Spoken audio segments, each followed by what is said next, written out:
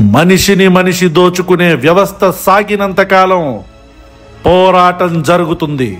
ఎందరో హిడ్మాలు, మరెందరో కేశవరావులు, రాఘోలు, మిడ్కోలు ఇలా వేరు పేర్లతో పుడుతూనే ఉంటారు.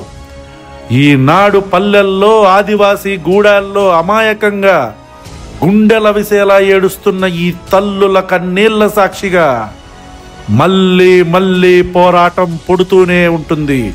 యుద్ధం కొనసాగుతూనే ఉంటుంది.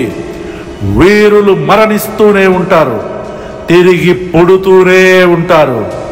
జోహార్ ప్రజా యుద్ధ వీరులకు. హస్త లా విక్టోరియా సియంప్రే.